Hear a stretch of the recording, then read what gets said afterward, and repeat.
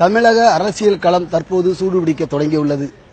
இந்த நிலையில் அதிமுக திமுகவுக்கு மாற்றாக மாற்று அரசியல் எழுச்சி பயணம் என்ற பெயரில் மக்கள் நல கூட்டணியைச் சேர்ந்த தலைவர்கள் தற்போது தமிழகம் முழுவதிலும் பல்வேறு இடங்களில் எழுச்சி பயணம் மேற்கொண்டு வருகின்றனர். நமது நியூஸ் 7 தமிழ் தொலைக்காட்சிக்காக தலைவருடன் ஒரு நாள் பயணத்தை சந்தித்து அவருடைய நிலவரங்களை பதிவு செய்வதற்காக பயணத்தை பின்தொடர்வோம்.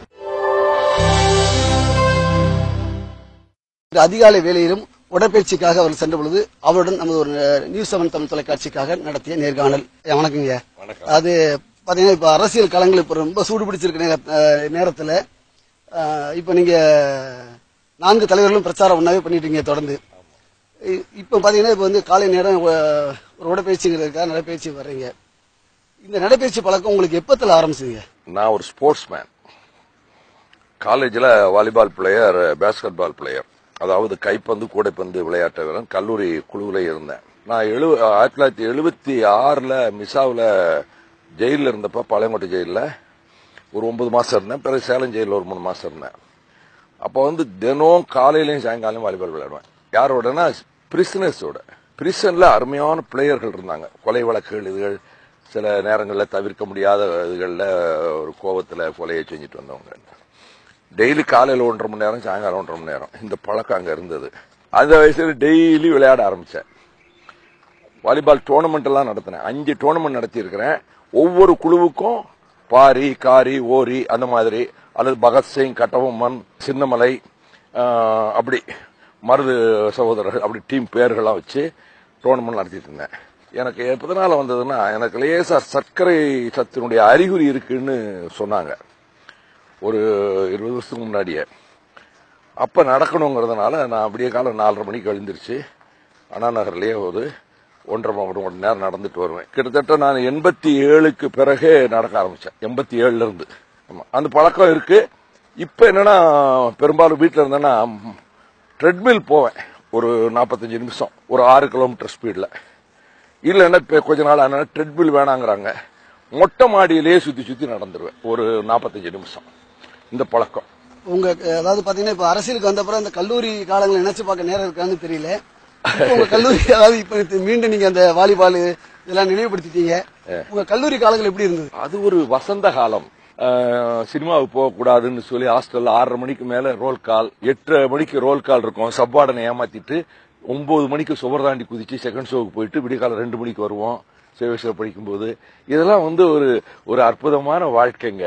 அது திரும்ப வரவா போகுது. இப்ப கூட 4 தலைவர்களும் ஒரே நேரத்தில் ஒன்னா போறது கூட அதை நினைவுபடுத்துற மாதிரி இருக்குதா? எப்படி இருக்கு உங்களுக்கு? நிச்சயமா இருக்குங்க. அதாவது இப்ப கல்லூரிகள்ல இந்த சாதிய உணர்வுகள் வளர்ந்து சின்ன சின்ன வட்டங்களுக்குள்ள தகராறுகள் கூட வருது.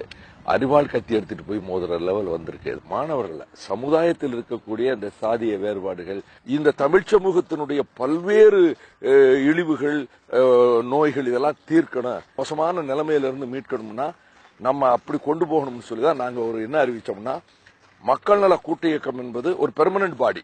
ஐநாவில் பந்தோபஸ்து சபை இருக்கல, செக்யூரிட்டி கவுன்சில், அதுல 5 நாடுகள் பெர்மனன்ட் பாடி. அது மாதிரி நாங்க 4 பேரும் பெர்மனன்ட் பாடி. ஆனா கூட்டணிங்கிறது பெர்மனன்ட் பாடி இல்ல. இந்த எலெக்ஷனுக்கு வர்றவங்க உள்ளாட்சி தேர்தலில் விலகி கூட போகலாம், யாராவது 1-2 பேர்.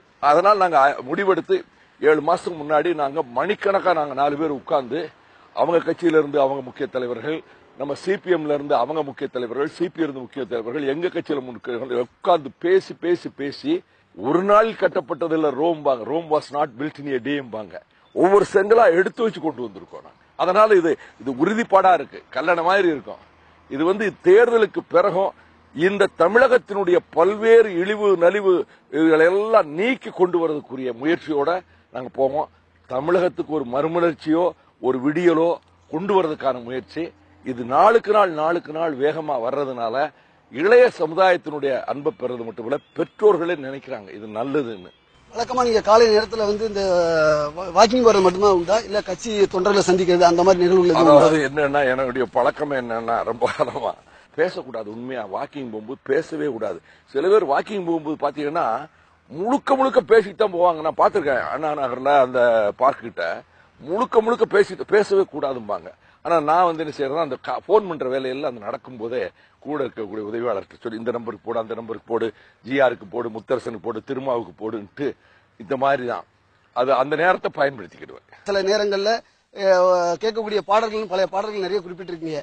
அந்த மாதிரி சில அந்த பாடல்கள் எதனால ஈர்ப்பு, அது எந்த பாடல்கள் உங்களுக்கு ஈர்ப்பு அதிகமா இருக்கு? அதாவது கொஞ்ச நேரம் இல்ல, கார்ல போற நேரம் பூரா பாட்டு பாடிக்கிட்டே இருக்கும். அது 30 வருஷத்து பழக்கம். நல்ல பழைய பாட்டுகள் தான் எனக்கு ரொம்ப பிடித்தமான பாட்டுகள்.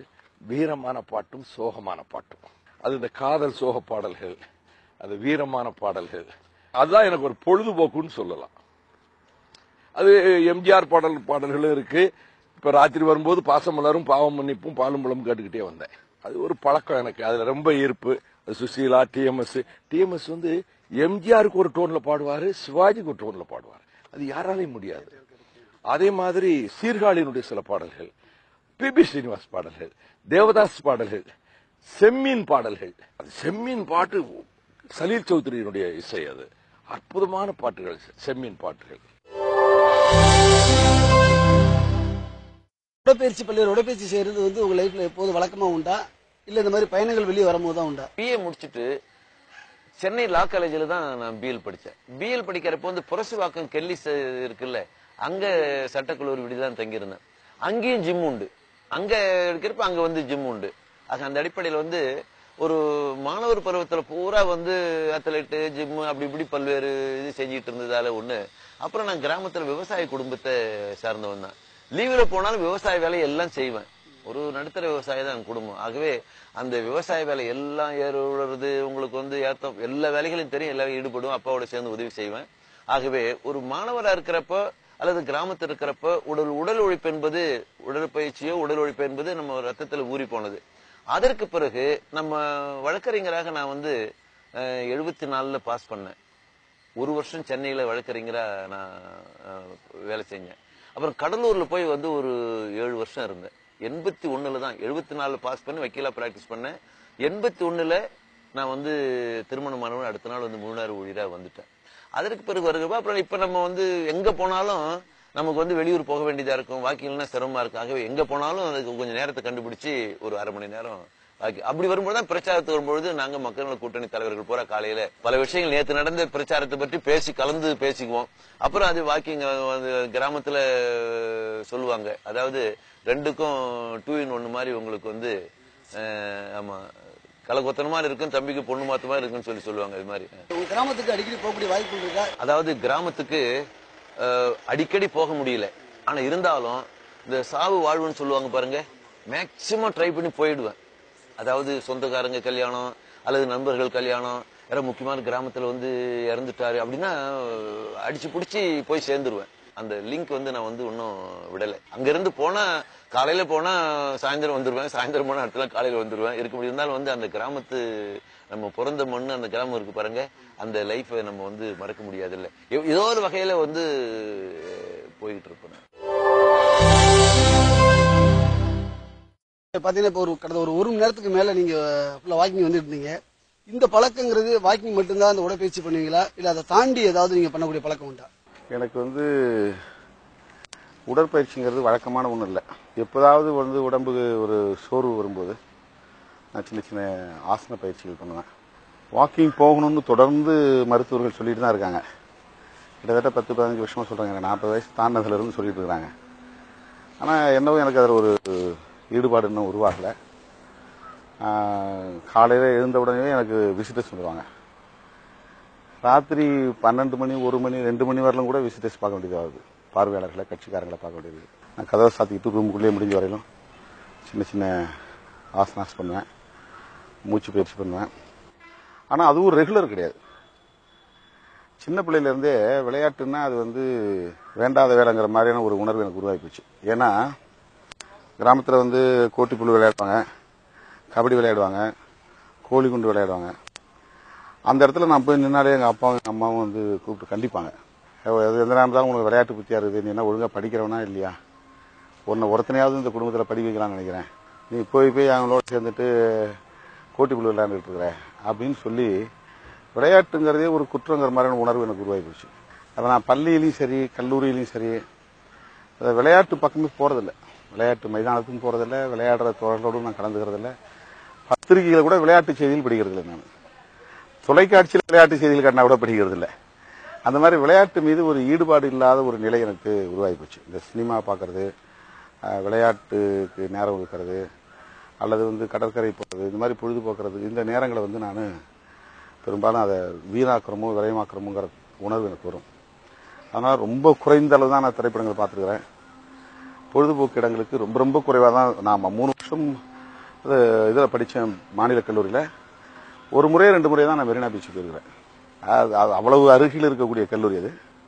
அடிக்கடி மாணவர்கள்லாம் போவாங்க, நான் போறதில்லை. சிறு வயதுல விளையாட்டை விளையாட முடியாம போயிட்டு இப்ப அந்த மாதிரி சில விளையாட்டு விளையாட முடியங்கிறது இப்ப வருத்தப்பட்டிருக்கீங்களா? அதாவது ஆமா, இந்த விளையாட்டுங்கிறதே உடற்பயிற்சிக்காக கண்டுபிடிக்கப்பட்ட உத்திகள் தான். இப்படி அப்படி செய்யணும் ஒரு மனுஷன் செய்ய முடியாது. ஆனா ஒரு பந்தை கொடுத்து இதை அடி அப்படின்னு அதுல ஒரு மோட்டிவேஷன் கொடுக்கும்போது அதை நோக்கி ஓடுறான்னா ஓடிட்டே இருக்க முடியாது. ஆனா கிரிக்கெட் பாட்டில் பாருங்க, ரன் எடுத்துக்கிட்டே இருந்தாகணும். ரன் எடுக்கும் போது ஒரு கிரிக்கெட் பாலுங்கிறது ஓடுறதுக்கான ஒரு பயிற்சி தான் அது. ஆனா அந்த பாலை வச்சு நம்மளை ஓட வைக்கிறாங்க. ஒரு மோட்டிவேஷனை கொடுத்து ஒரு டார்கெட்டை ஃபிக்ஸ் பண்ணி, அது மாதிரி ஒவ்வொரு விளையாட்டுமே ஒரு வகையில் நம்முடைய உடற்பயிற்சிக்கு, நம்முடைய தசை நார்கள் நரம்புகள் இதெல்லாம் ஸ்ட்ரெச் பண்றதுக்காக, விரிவடைய செய்வதற்கான பயிற்சி முறை. அதை ரொம்ப நம்ம காலங்கடந்து தான் உணர வேண்டியது. இப்போ எனக்கு அதில் ஆர்வம் இருந்தாலும் நேரம் இருந்தா கூட எழுச்சி வெளியே நடக்கிறதுக்கு யோசிக்க வேண்டியதா இருக்கு. தமிழுடைய மரபு பண்பாடுல ஒண்ணு இந்த விளையாட்டுகள், வீர விளையாட்டுகள் நிறைய உண்டு. அந்த மாதிரி இதெல்லாம் நம்ம சிறு வயதுல விட்டுட்டோமேன்னு சொல்லி எழுச்சி தமிழை நினைக்காத நினைச்சு வேதனைப்பட்டு இப்ப அந்த மாதிரி திருப்பி அந்த மாதிரி விளையாட்டுகள் ஈடுபடுறது. 5 விளையாதது 50 விளையுமா? 5 வயசுல நான் போய் விளையாடல, இன்னும் 50 வயசுல எங்க விளையாட்டு கத்துக்க முடியும்? சார், பரபரப்பான அரசியல் நேரத்துல, இப்ப தேர்தல் பயணத்துல வேகமா நீங்க போயிட்டு இருக்க நேரத்துல, இப்ப இன்னைக்கு மார்னிங் கூட வாக்கிங் ஒரு 1 hour போனீங்க. இது மாதிரி வழக்கமா இந்த மாதிரி வாக்கிங் போறதுக்கு உங்களுக்கு அதுக்கான வாய்ப்புகள் நேரம் கிடைக்குதா? எப்படி வாக்கிங் போறது? போவேன், வேலைகளை பொறுத்து இருக்குது. அன்றாட காலை வேலைகளை பொறுத்து இருக்குது. முதல் நாள் படுக்கிற நேரத்தை பொறுத்து இருக்குது. அதிகபட்சமாக இரவு நேரங்களில் கண்முழிக்கிற ஒரு பழக்கம் இருக்குது. படிக்கிறது அல்லது எழுதுறது அல்லது வேற ஏதாவது டிஸ்கஷன் பண்ணுறது மாதிரி. அப்போ அதுக்கு தகுந்த மாதிரி போவேன். சில நேரங்களில் போகாமல் இருப்பேன். கட்டாயம் போய் தான் ஆகணும் அப்படிங்கிற ஒரு நிலை நம்மள்கிட்ட அது மாதிரி இல்லை. பாத்தீங்கன்னா மாணவர் பருவங்களில் ஸ்போர்ட்ஸ் இதில் ஏதாவது உங்களுக்கு அதில் ஈடுபாடு அதிகமாக உண்டா? அந்த மாதிரி எதுவும் இன்ட்ரெஸ்ட்? நான் கல்லூரிக்கு போகலை, உயர்நிலை பள்ளியோட நம்மளுடைய படிப்பு முடிஞ்சிச்சுது. அப்போதான் அது இந்திய எதிர்ப்பு போராட்டம் போக்கு மாதிரி வந்த சூழல்ல டைவர்ஷன் ஆயிட்டுன்னு சொல்லலாம். ஆனால் அப்போ குறிப்பாக கபடி விளையாட்டு நான் விளையாடுவேன். நான் பெரிய விளையாட்டு வீரன் இல்லை. உங்க சொந்த கிராமத்துக்கு அடிக்கடி போக வாய்ப்பு கிடைக்கும். ஏன்னா இப்ப நீங்க அரசியலுக்கு வந்த முழு நேரம் இதுலயே நீங்க ஈடுபடுறீங்க. ஆமா, உங்க சொந்த கிராமத்துக்கு ஏதாவது அடிக்கடி போவீங்களா? எப்போ போக வாய்ப்பு? அதுக்கான போறதுக்கு வாய்ப்பு ரொம்ப சுருங்கி போச்சு, ரொம்ப சுருங்கி போச்சு. அதுவும் இப்போ மாநில பொறுப்பு இந்த மாதிரி வந்ததுக்கு பிறகு மாதத்துக்கு ஒரு நாள் போனாலே ஒரு பெரிய விஷயமா இருக்குது. போக முடியல. அதுக்கான நேரம் இல்லை. நீங்க அரசியலுக்கு வந்த பிறகு முழு நேரம் அரசியலே நீங்க ஈடுபட ஆரம்பிச்சீங்க. ஆமா, அதாவது குடும்பத்துக்கு நேரம் ஸ்பெண்ட் பண்ணதுக்கு டைம் ஏதாவது கிடைக்குதா? என்ன எப்படி பண்றீங்க? நேரம் நான் திருமணம் ஆனத்திலிருந்து முழு நேர ஊழியர் தான். முழு நேரமா அரசியல் பணி தான். குடும்ப சுமைகளை பூரா எனது மனைவி பங்கஜம், அவங்க அரசு வேலையில் இருந்தாங்க, இப்பதான் ஓய்வு பெற்றிருக்கிறாங்க. அந்த சுமைகளை பூரா அவங்க தான். திருமணம் ஆன நாளையிலிருந்து, திருமணமாகி ஒரு நாள், திருமணம் ஆன பிறகு ஒரு நாள் வீட்டுக்கு போவேன், 10 நாளைக்கு போக மாட்டான், ஒரு நாள் போவேன். இப்படிதான் இது. பேர பிள்ளைங்க அவங்க எல்லாம் இருக்கிறாங்க. பெரிய பேத்தி தாமரை என்ன ரொம்ப சொல்லமா, நீ ஊர் சித்தி தாத்தா, நீ வீட்டை பார்க்க மாட்டேன், பாட்டியை பார்த்துக்க மாட்டேன்னு அப்படி கடுமையா நம்மள இது பண்ண சும்மா செல்லமா. இந்த பயணம் எப்படி ஆரம்பிச்சது? இந்த பயணம் அதாவது இதுக்கு விதை போட்டவங்க சிபிஎம் விடுதலை சிறுத்தைகளும். இவங்க சிறுத்தைகள்ல இருந்து இவர் ஒரு ரவுண்ட் முதல்ல போய் இதுக்கான ஒரு ஸ்பேடு ஒர்க் பண்ணாங்க. கிட்டத்தட்ட ஒரு 10 மாசத்துக்கு முன்னாடி இருந்தே ஆரம்பிச்சிட்டாங்க. அதே உணர்வோட இவர் இந்த முயற்சி எடுத்துக்கிட்டு இருந்த காலகட்டத்தில் என்னைய டி.கே. ரெங்கராஜனும் ஜிஆரும் பார்த்தாங்க. அப்ப நான் பல்வேறு எதிர்கேள்விகளை எழுப்பினேன். இது எப்படி முடியும், எப்படி சக்சஸ் ஆகும், எப்படி கொண்டு போக முடியும்னு என்னைய கன்வின்ஸ் பண்ணிக்கிறதுக்காக அவங்ககிட்ட பல எதிர்கேள்விகள் எழுப்பினேன். அவங்க அதுக்கெல்லாம் கன்வின்சிங்கா பதில் சொன்னாங்க. அதுக்கு பிறகு சிபிஐ தலைவர்கள் அவங்க கிட்ட அவங்களும் பேசி பிறகு அவங்களோடையும் பேசணும். அப்போ பிறகு திரும்ப ஏற்கனவே இதே உணர்வோடு இருந்ததுனால நாங்க எல்லாம் உட்கார்ந்து பேசும்போது, சரி இந்த முயற்சியில் வெற்றிய தோல்வியை பற்றி கவலைப்பட வேண்டாம், யாராவது ஒருத்தர் செய்யணும்ல தமிழ்நாட்டுக்கு, நம்ம செய்வோம். அப்படிதான் நாங்க இந்த முடிவுக்கு வந்தோம்.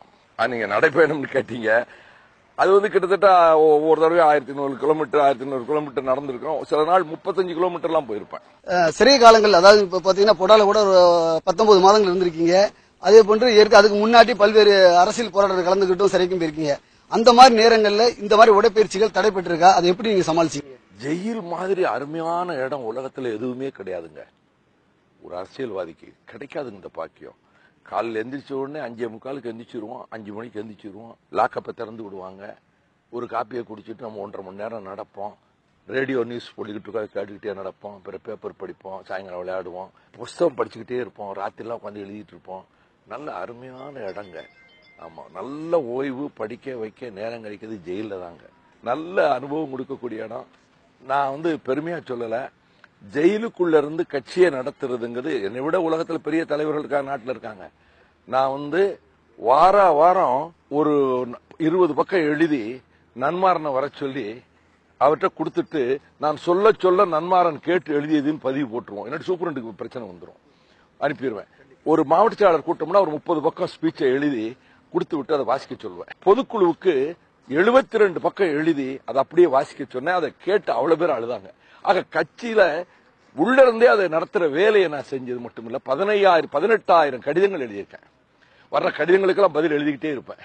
இது மாதிரி சிறையையும் கட்சியை வளர்க்கறதுக்கு பயன்படுத்துற இடமா தான் நினைச்சு பயன்படுத்துறேன். குடும்பத்தோட நேரம் செலவிட முடியலையேன்னு சொல்லி எப்பமாவது நீங்க அதை மாதிரி நினைச்சு வருந்தது உண்டா? இந்த மாதிரி அதாவது இதனால் பாதிப்புக்கு உள்ளா இருக்கிறது என்னுடைய குடும்பத்தார் தான். எங்க அம்மா சமைச்சு வச்சிருக்கும், சாப்பிடாம போயிருப்பேன். எத்தனையோ நாள் சமைக்கட்டுக்கே போகாம அப்படியே போயிருவேன். என் துணைவியார் தான் அதிகமாக துன்பங்களை அனுபவிச்சிருப்பாங்க. பிரைவேஷன், கல்யாணம் ஆகின ஒரு வாரத்துல போயிட்டு 25 நாள் டூர் பண்ணிட்டு பிறகு சேர்ந்தேன். பிறகு கிட்டத்தட்ட ஒரு 34 தடவை ஜெயிலுக்கு போயிருக்கிறேன். 4.5 வருஷம் ஜெயிலில் இருந்திருக்கிறேன். அப்ப எல்லாம் பிள்ளைகளை வளர்க்கறது வைக்கிற பொறுப்பு எல்லாம் அவங்களுக்கு தான். அதை நான் சில நேரங்கள்ல எனக்கு அதெல்லாம் வாழ்க்கையில இனிமையான தருணங்களை இழந்திருக்கு. மனதுக்கு மிக ரொம்ப சுகம் கொடுக்கக்கூடிய தருணங்கள் அதெல்லாம் பிள்ளைகளோடு இருக்கிறது, இப்ப அவங்களோட சிறு குழந்தையா இருக்கும் இருக்கிறது. அப்படி வாழ்க்கை இல்லை. அது இப்ப நான் யோசிக்கிறேன், கொஞ்சம் கூட அதுக்கெல்லாம் நேரம் செலவழிக்கலைங்கும் போது எவ்வளவு அவங்க துன்பப்பட்டிருப்பாங்க. அதிகமான நல்ல அரசியல்வாதி வாழ்க்கையில பாத்தீங்கன்னா அவன் நேர்மையா இருக்கிறதுக்கு அவன் குடும்பம் தான் காரணமா இருக்க முடியும். பல அரசியல்வாதிகள் கெட்டு போறதுக்கு அவங்க குடும்பம் தான் காரணம். தேவைகள், அளவுக்கு மீறிய ஆசைகள், ஆடம்பர ஆசைகள், பணம் வேணும், சொத்து வேணும், நகை வேணும், அது வேணும் அப்படிங்கிற மனப்பான்மையில அதிகாரிகள், அரசியல்வாதிகள் கெட்டு போறாங்க. இடம் கொடுக்காதவன் வீட்டுல என்ன குடும்பத்துக்குள்ள பிரச்சனை வந்துடும். நேர்மையான ஒருத்தன் மனைவி இப்படி ஆசைப்பட்டா இடம் கொடுக்கலன்னு வைங்க, அவங்களுக்குள்ள ஒரு சந்தோஷமே இருக்காது. எனக்கு ரொம்ப கொடுத்து வச்சவன், எந்த தேவைகளும் கிடையாது, எதுவுமே கிடையாதுங்க. நீங்க படித்த காலங்கள்ல, தங்கியிருந்த காலங்கள்ல அந்த மாதிரி ஏதாவது அடிப்படை வசதியெல்லாம் பிரச்சனை உண்டா? இதை விட போராட்டம் நடத்துவோம். அதாவது மாணவர்கள் அட்மிஷன் சம்பந்தமா, சட்டக்கல்லூரியில மாணவர்கள் அட்மிஷன் நாங்க தான் முதல் எங்க செட்டுக்கு தான் எங்க செட்டுக்கு பிறகுதான் அட்மிஷனுக்கு நிறைய பேர் சேர ஆரம்பிச்சாங்க. அதுக்கு மார்க் மற்ற பிரச்சனை எல்லாம் வந்தது. அட்மிஷன்ல எப்படிப்பட்ட முறையை நிர்வாகம் கடைபிடிக்கணும், அப்புறம் கல்லூரியில என்னென்ன தேவை, விடுதலை என்னென்ன தேவை என்பது சம்பந்தமாக சட்டக்கல்லூரிக்கு போன பிற்பாடு மட்டுமில்ல, நாங்க கலைக்கல்லூரி இருக்கிறப்ப இவங்க அதுக்காக போராடுவோம்.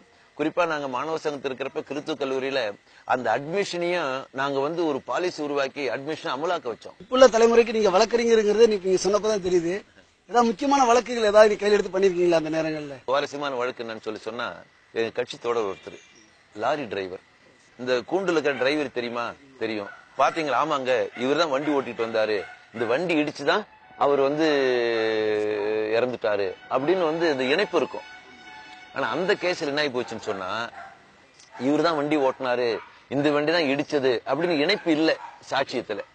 நான் சாட்சி அதுல இல்ல, சாட்சியம் இல்லைன்னு சொன்ன உடனே அது விடுதலை ஆகி போச்சு. எங்க மேல கேஸ் போட்டாங்க. சுவாரஸ்யமானது, பூந்தமல்லி மேஜிஸ்ட்ரேட் கோர்ட்ல கேஸ். என் ராம் A1. எங்க மேல என்ன கேஸ் தெரியுங்களா? அரிசி மண்ணெண்ணே திருடினாங்கன்னு.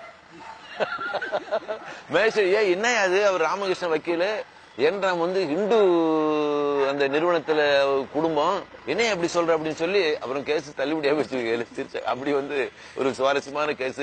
வக்கீல் ஆகிறதுக்கு முன்னாடியே நான் வந்து வழக்க வந்து அக்யூஸ்டா கோர்ட்டுக்கு போற மாதிரி வந்தது. அது ரொம்ப மக்களுக்கான போராட்டத்துக்காக ஒரு மன நிறைவு என்பது அந்த காலத்துல. குறிப்பா நாங்க கம்யூனிஸ்ட் எப்பவுமே என்ன சொல்லுவோம்னு சொன்னா, ஜனங்க வந்து வாழ்க்கைக்காக போராடுறாங்க, நாங்க போராடுறதுக்காக வாழறோம். அப்படி வருகிற போது சில நேரத்தில் குடும்பத்தை கவனிக்க முடியாம இருக்கும், மேக்சிமம் முயற்சி பண்ணுவோம், இது முடியாம இருக்கும். குடும்பம், பையன், பொண்ணு, பேத்தி இதெல்லாம் வந்து சிரமப்பட்டு ஒரு லிங்க் வச்சுக்கிட்டு இருப்போம். சரி மக்களுக்காக தொண்டு செய்யறோம், சேவை செய்யறோம், போராடுறோம் சொல்லும்போது அது ஒரு மன நிறைவை அளிக்குது. குடும்பத்தில் இருக்கிறவங்களும் சரி ஏதோ நம்ம வந்து நம்ம குடும்பத்தை ஒருத்தர் வந்து ஜனங்களுக்கு சேவை செஞ்சுட்டு இருக்க அடிப்படையில் அந்த அடிப்படையில் அதுவும் மன. நீங்களே குறிப்பிட்டீங்க விவசாய குடும்பத்தை சேர்ந்தவன்னு. நீங்க வந்து இப்பவும் அந்த விவசாய பணிகளுக்கு ஏதாவது போற வாய்ப்பு உண்டா, போயிருக்கீங்களா அந்த மாதிரி? அதாவது விவசாய பணிகளுக்கு என்னால போக முடியுது.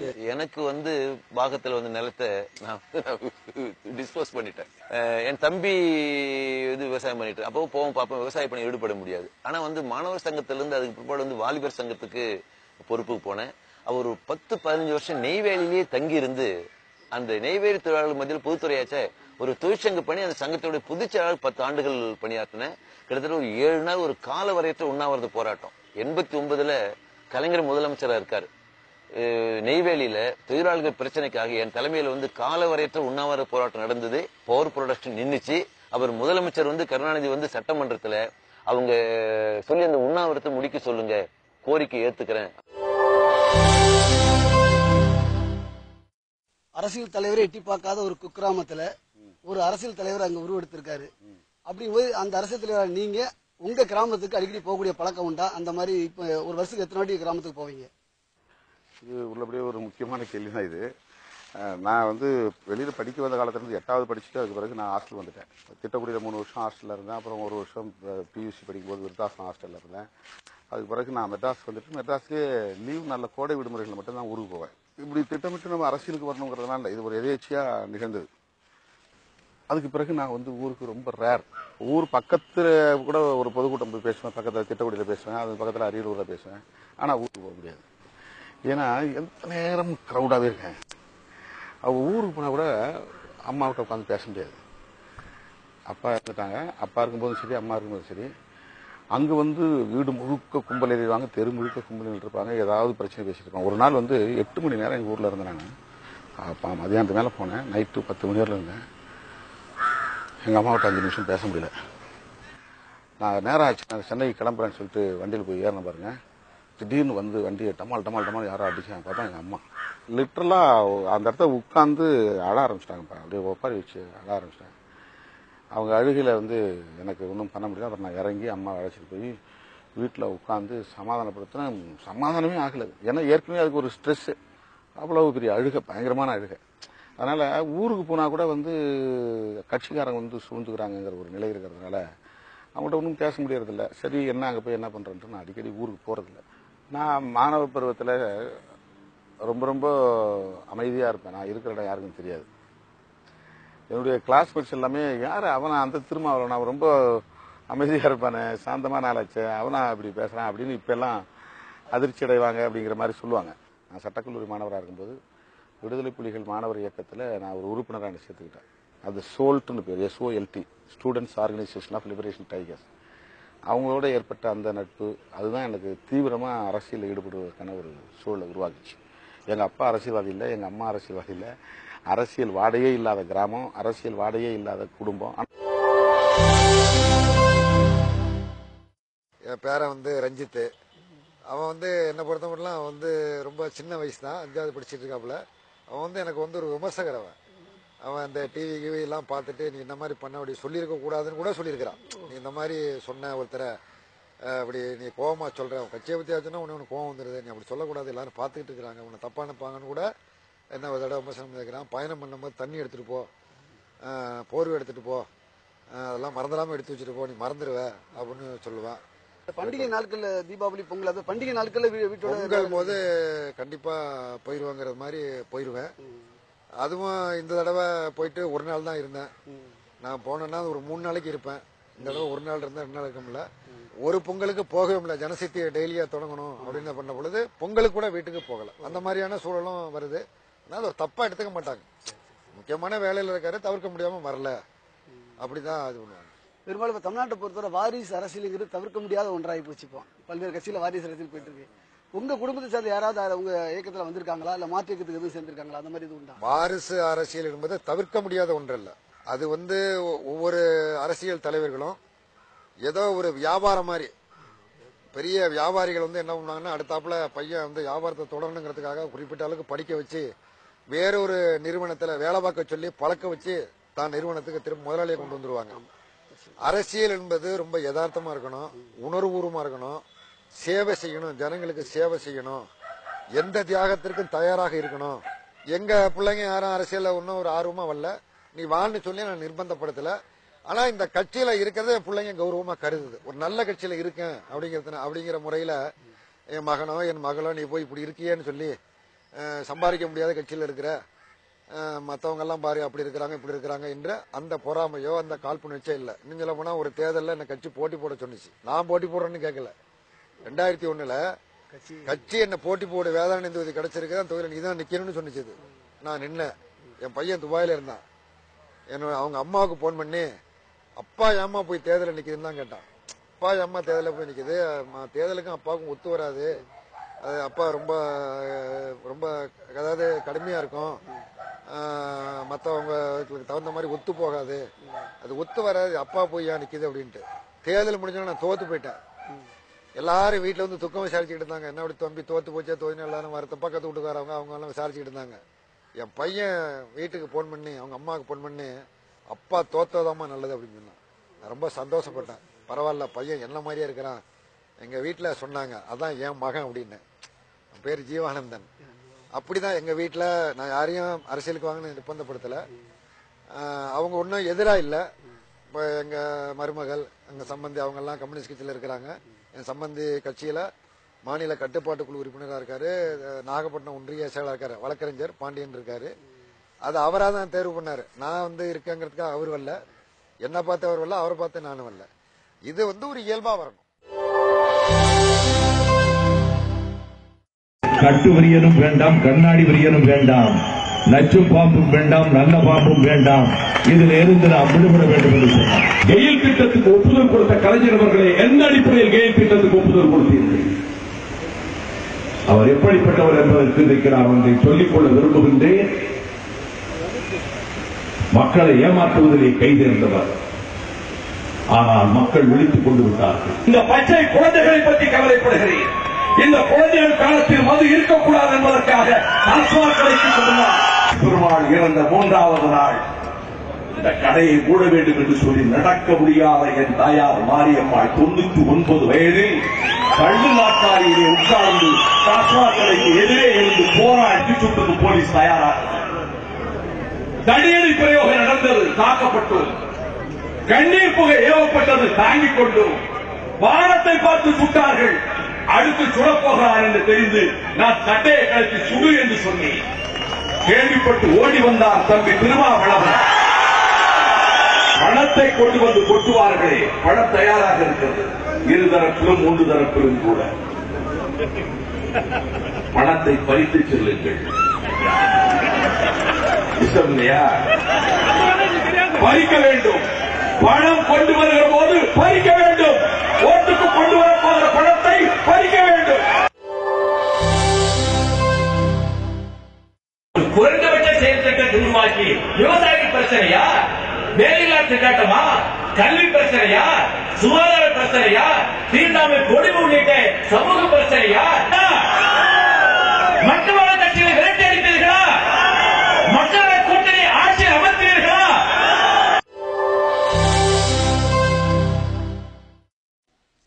மக்களிட கூட்டணி தான் தமிழக அரசியலின் மாற்று சக்தி.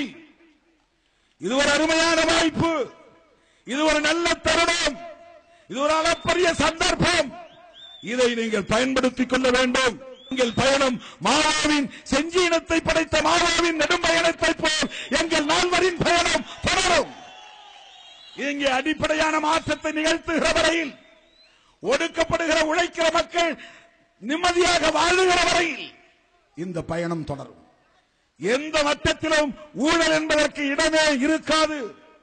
உடனடியாக மதுக்கடைகளை மூடுவோம். மக்களுக்கு மாற்று வாழ்க்கையை வழங்குவதற்கு இந்த மக்கள் நல கூட்டணியிடம் மகத்தான திட்டம் இருக்கிறது. உண்மையிலேயே சமூக அக்கறையோடு, மக்கள் நலனில் அக்கறையோடு மதுக்கடைகளை மூடுகிற ஆற்றலும் தகுதியும் நேர்மையும் தூய்மையான அரசியல் வாழ்க்கையும் கொண்ட தலைவர்களால் உருவான மக்கள் நல கூட்டணி தான் தமிழ்நாட்டில் மதுவிலக்கை நடைமுறைப்படுத்த போகிறது. நாம் வெறுமென ஓட்டு கேட்பதற்காக இங்கே வரவில்லை. நாம் தொடங்கப் போவது ஒரு மாபெரும் மக்கள் யுத்தம். நாம் சந்திக்கப் போவது தேர்தல் அல்ல, ஒரு மாற்றத்திற்கான யுத்தம், புரட்சிகர மாற்றத்திற்கான யுத்தம். ஒருவரை அல்ல, ஒரே நேரத்தில் 2 பேரை தூக்கி எறிவதற்கான போராட்டம் இது.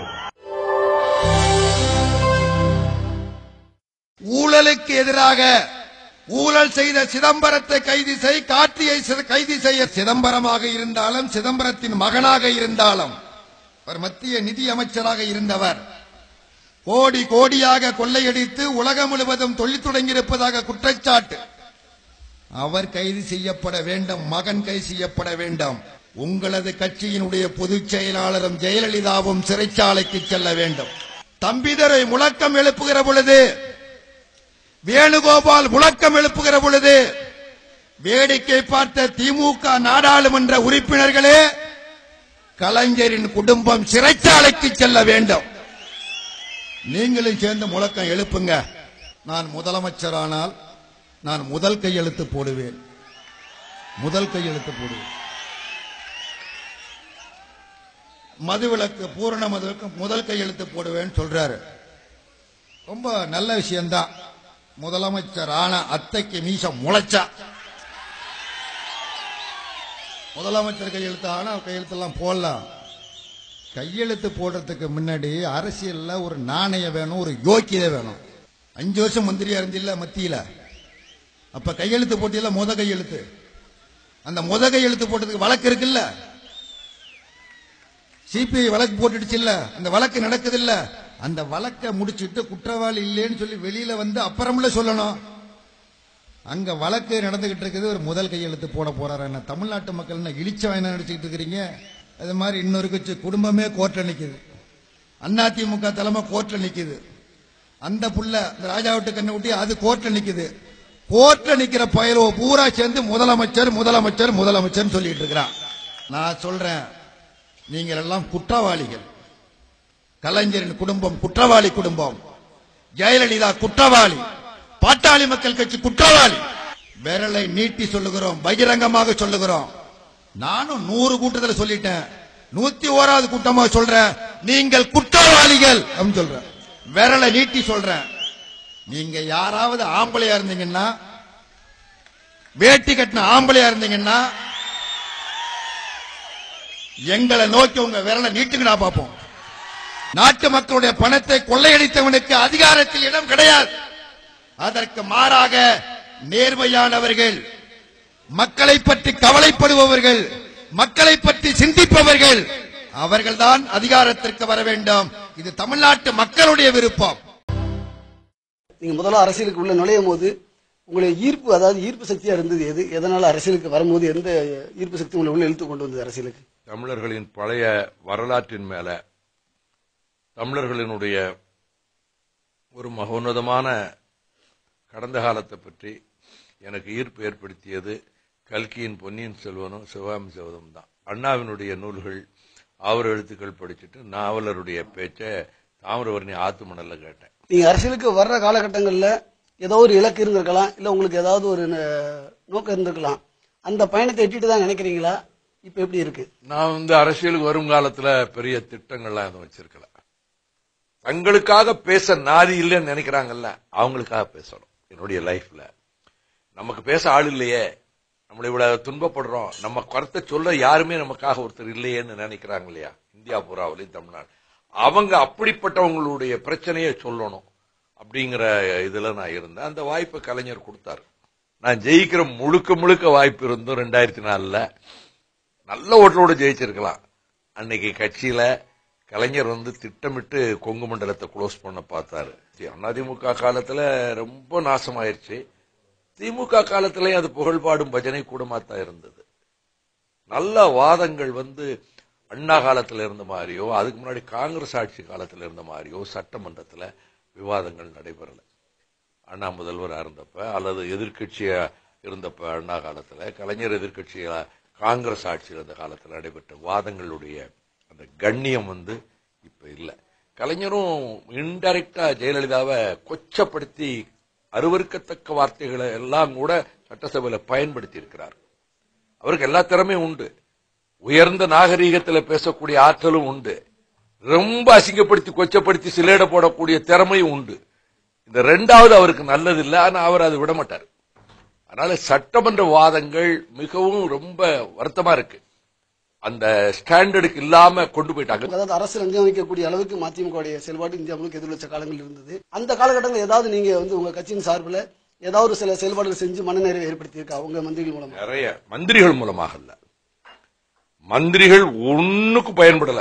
வாஜ்பாய் வீட்டுக்கு போய் 1/2 மணி நேரம் பேசினேன். என்னை பிள்ளை மாதிரி வச்சிருக்கேன்னு சொல்றீங்க, பீகார்ல போய் எனக்கு பிள்ளைன்னு சொன்னீங்க, இந்தியில சொன்னாரு எனக்கு ஒரு பிள்ளை மாதிரின்னு. ஆனா எனக்கும் ஆசைகள் இருக்காதா, அபிலாசைகள் இருக்காதா? நான் என்ன துறவியா? நானும் ஒரு அரசியல்ல ஒரு நல்ல இடத்துக்கு வர வேண்டாமா? அப்ப என் தமிழ்நாட்டுக்கு நான் ஏதாவது செஞ்சாத்தானே எனக்கு அதுல ஒரு இது இருக்கும். உரிமையா பேசுவேன் அவர்கிட்ட. மகாத்மா காந்தி போய் நீங்க க்ளோஸ் பண்ணது உங்க RSS கூட்டம் தானே, நீங்க உட்கார்ந்து இருக்கீங்க, இப்ப எல்டிடியை பத்தி உங்க ஆளுங்க பேசினா என்ன நியாயம்னு கேட்டேன். என் வாழ்க்கையில ஒரு மனிதனாக இருந்து அந்த நெய்வேலி நிலக்கரி நிறுவனத்தை நான் பாதுகாத்து கொடுத்தேங்கிற மன நிறைவு இருக்கு. திமுகவோட தான் அதிகமா தாக்கி பேசுறீங்க. உங்க மக்கள் கூட்டணி சார்பில் ஆளுங்கட்சியான அதிமுக தாக்கி பேசுறது குறைவா இருக்கு அப்படிங்கிற மாதிரி ஒரு குற்றச்சாட்டு வருது. அதை குற்றச்சாட்டு சொல்றதே கலைஞர் கருணாநிதியினுடைய துதிப்பாடிகள், பஜனை கோஷ்டிகள். கலைஞர் கருணாநிதி குலகாரன் நான் சொல்லலையே, ஜெயலலிதாவை சொல்லி இருக்கிறேன். இதுக்கு மேல என்ன செய்யணும்? ஜெயலலிதா தூக்குல போடணுமா? நான் போய் இவங்களுக்கு எரிச்சல், இவங்களுக்கு பழையபடி கொள்ளையடிக்கணும், பதவிக்கு வரணும். ஜெயலலிதா அடிச்ச கொள்ளையில முக்கால்வாசி கொள்ளை இவங்க அடிப்பாங்க. இதுக்கு பயன்படலையே அவங்க எதிர்ப்பா இருக்காங்களே. மக்கள் நல கூட்டணி வேற சேர்ந்துருச்சுங்க, வயிற்றுச்சல்ல எதையாவது கிளப்பி விடுவாங்க. இதெல்லாம் யாருங்க நம்புவா? மக்கள் நல கூட்டணி தேர்தலுக்கு முன்னாடியே காணாம போயிருங்கிற மாதிரி அடிக்கடி ஒரு அவங்களுடைய இதை வெளிப்படுத்துறாங்க. இதுக்கு உங்க பதில் ஏதாவது இருக்கு? சில பிதற்றல்களுக்கெல்லாம் நான் உளறல்களுக்கெல்லாம் சொல்ல வேண்டிய பதில் இருக்க. இதை விட யார் உளர முடியும்? கூட்டணி 4 பேருமே தேர்தல் நிக்க போறத பத்தி உறுதியா சொல்ல மாட்டேங்க. நீங்க நிக்க வாய்ப்பு இருக்கா? நான் சட்டமன்ற தேர்தலில் போட்டியிடுறதா முடிவில் இருக்கேன். எங்கள் கட்சி தோழர்கள்ட்ட நான் கலந்து பேசி எந்த தொகுதியில் முடிவு செய்து கட்டாயமா நான் போட்டியிடுவேன்.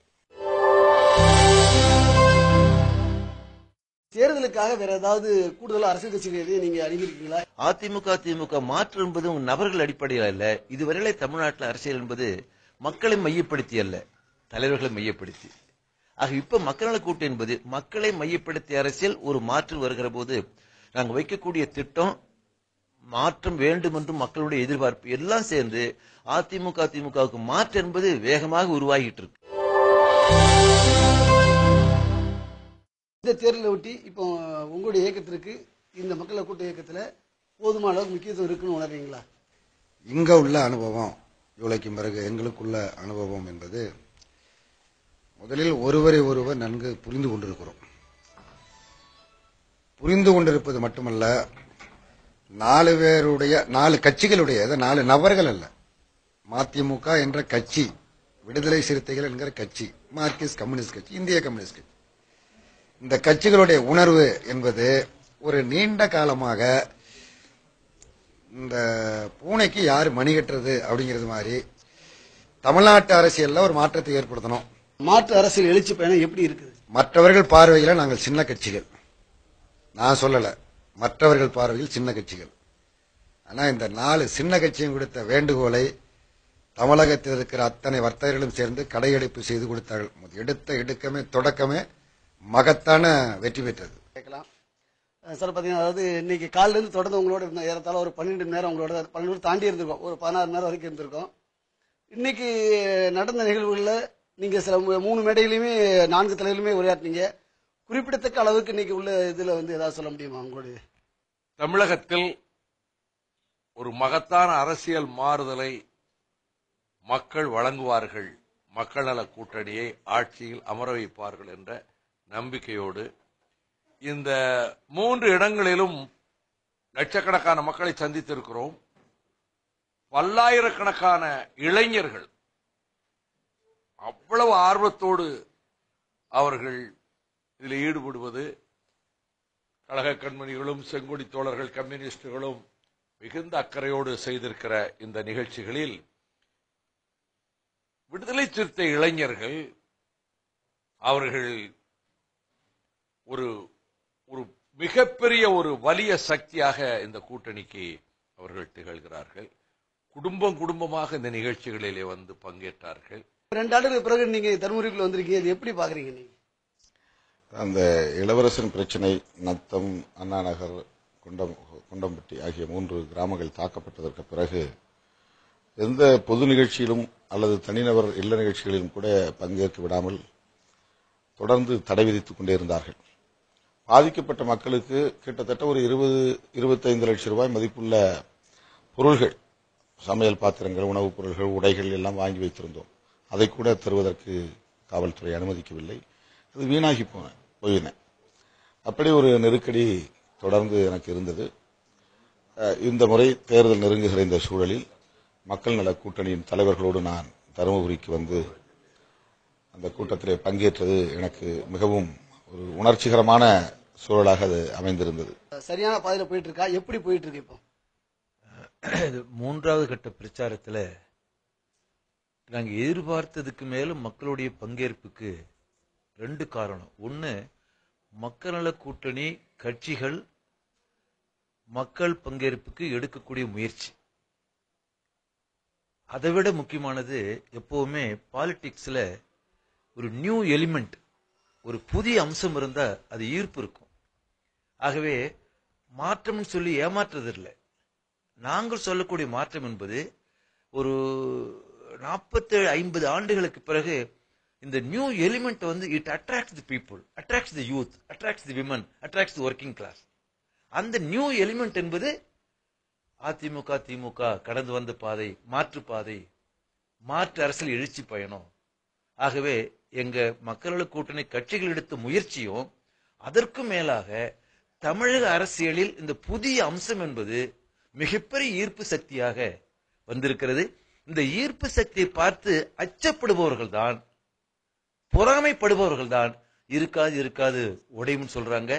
அவர்கள் விருப்பம் நிறைவேறாது. இந்த புதிய ஈர்ப்பு, புதிய அம்சம் என்பது கண்டிப்பாக தேர்தலில் ஒரு பெரிய மாற்றத்தை உருவாக்கும் என்ற நம்பிக்கை எங்களுக்கு 3வது கட்ட பிரச்சாரத்தில் 2வது நாள் சேரத்தில் பிரச்சாரத்தை முடிக்கின்ற போது கடந்த காலத்தை விட எங்களுக்கு நம்பிக்கை என்பது அதிகமாயிருக்கு. அதாவது அத்தைக்கு மீச முளைக்கட்டும், அப்புறம் சித்தப்பாக அப்புறம் பார்க்கலாம் சொல்லிருந்தீங்க. இந்த நகைச்சுவை உணர்வு உங்களுக்கு ஆரம்பத்திலே உண்டா? இந்த இப்ப சமீபகாலமா அவங்க பேசுறதெல்லாம் பார்த்தா இயற்கை இது நகைச்சுவை எனக்கு இயல்பா வந்தது.